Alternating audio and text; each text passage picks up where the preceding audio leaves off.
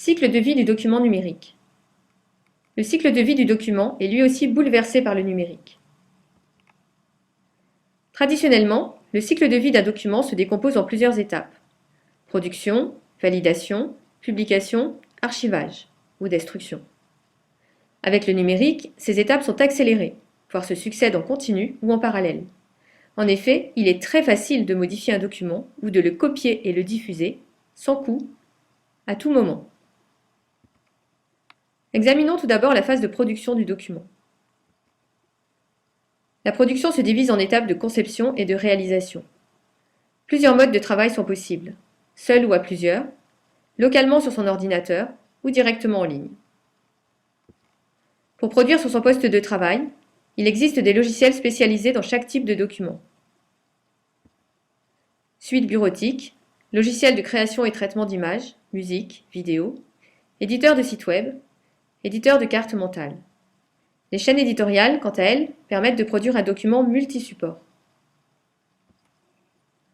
Avec le web dit social, sont apparus des logiciels installés sur des serveurs web distants, permettant aux internautes d'éditer directement en ligne des documents.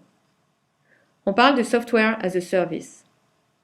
Cela signifie que ces logiciels sont accessibles comme service en ligne à l'aide d'un simple navigateur web.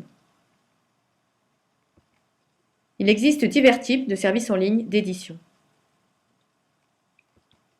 Il s'agit des wikis et blogs, des suites bureautiques en ligne, des services de prise de notes collaborative, mais aussi d'édition de photos ou vidéos simples adossées à leur publication. Certains sont destinés à l'édition par un seul auteur, d'autres sont adaptés à la production collaborative de textes. Si l'on souhaite créer un document collaborativement, il faut s'organiser pour répartir le travail, communiquer et produire le document, soit sur son poste de travail, soit directement en ligne. Les collaborateurs jouent le rôle de co-auteurs ou de relecteurs, commentaires, correction des fautes, parfois de validateurs. Les outils de production doivent être prévus pour garder une trace des diverses contributions. C'est le cas des suites bureautiques, locales ou en ligne, ou des wikis. Pour pouvoir contribuer à tour de rôle, soit le document est édité localement et partagé par mail ou déposé en ligne sur un service de partage de fichiers, soit il est directement écrit en ligne grâce au service d'édition du web social, comme la bureautique en ligne ou le partage de notes.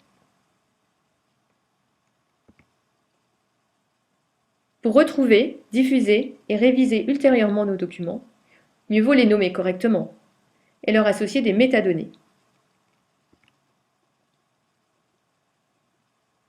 Tout document, une fois créé, doit être nommé de façon claire. C'est indispensable pour retrouver ces fichiers, collaborer sur le document et distinguer les versions. Il est recommandé d'inclure au moins le sujet du document, éventuellement une date et un numéro de version. Si le document est collaboratif, mieux vaut ajouter le nom ou initiale du dernier auteur. Certains caractères ou les espaces sont à éviter dans le nom, surtout si le fichier est placé sur Internet.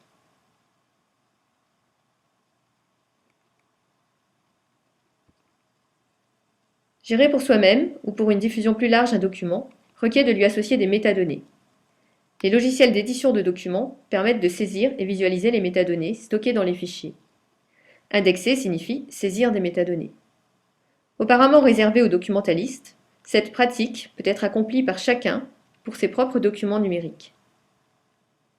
Suivant leur nature et leur but, les métadonnées peuvent être stockées dans le fichier, par le système d'exploitation de l'ordinateur, ou dans des bases de référence externes.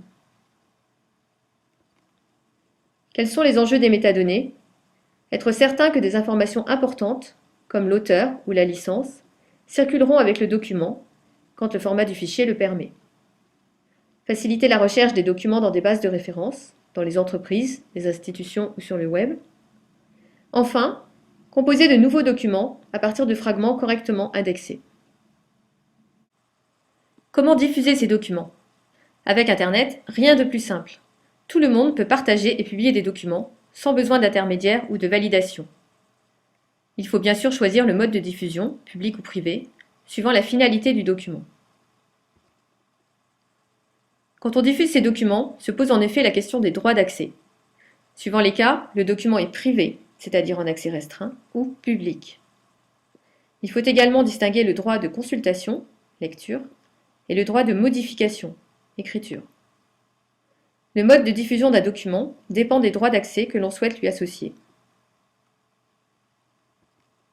Pour restreindre l'accès, on peut protéger le document lui-même par mot de passe ou protéger l'accès au lieu de dépôt. Si le document est privé, le partage peut se faire au sein de l'entreprise ou administration. Sur le web, de nombreuses ressources sont en accès ouvert, en lecture seule, comme la plupart des sites web, ou parfois en écriture, comme des commentaires de blog. Sur certains services, on peut gérer des droits d'accès restreints, par exemple pour partager un document avec ses collaborateurs ou ses photos de famille. À l'ère du numérique en réseau, la diffusion des documents est simplifiée. Le partage peut être effectué sans validation et requiert simplement la copie du fichier initial, copie instantanée, exacte et dénuée de coût.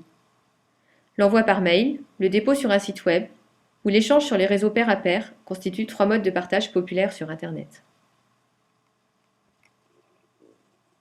Pour diffuser un document produit sur son poste de travail, il faut choisir au préalable un format de fichier interopérable pour s'assurer que nos interlocuteurs pourront ouvrir le fichier.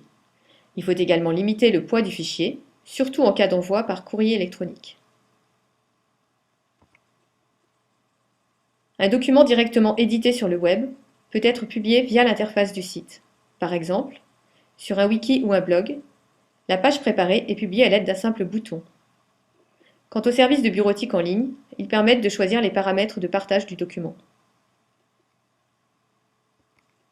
Enfin, des questions juridiques se posent lors de la diffusion d'un document. Peut-on réutiliser une image, une musique ou une vidéo pour nos documents?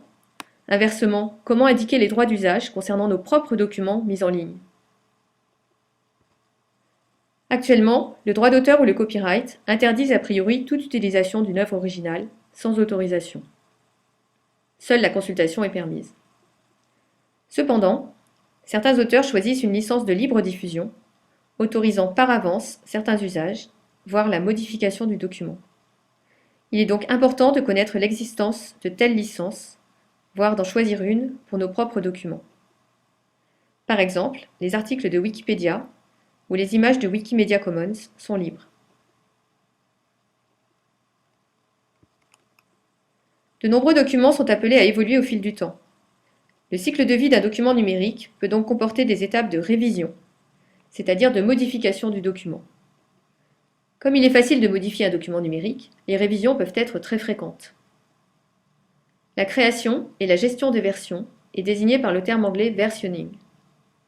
Parfois, le but est d'atteindre une version finale du document. Dans ce cas, les versions antérieures sont des brouillons ou documents de travail.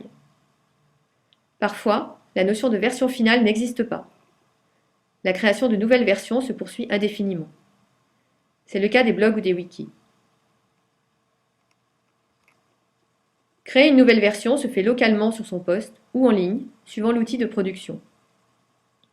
On peut enregistrer manuellement de nouvelles versions à partir du logiciel de production local. Si l'on conserve les fichiers des versions, une règle de nommage claire est nécessaire.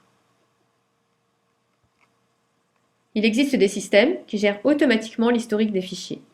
C'est le cas des systèmes de gestion électronique de documents, GED, utilisés dans les entreprises et les institutions. Enfin, les wikis enregistrent automatiquement l'historique de la moindre modification. Tous ces outils permettent d'identifier, distinguer, voire comparer les versions.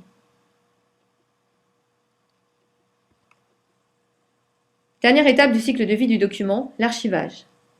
Cette étape concerne surtout le monde professionnel. On peut souhaiter conserver des documents, même peu utilisés, que ce soit dans le cadre individuel ou professionnel. Dans les entreprises et les administrations, pour diverses raisons, certains documents doivent être conservés.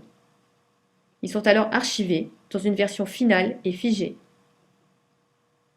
Les problèmes à résoudre concernent la sauvegarde sur des supports de stockage durables et dans des formats de fichiers durables. Ainsi, le document restera consultable sur le long terme, si nécessaire.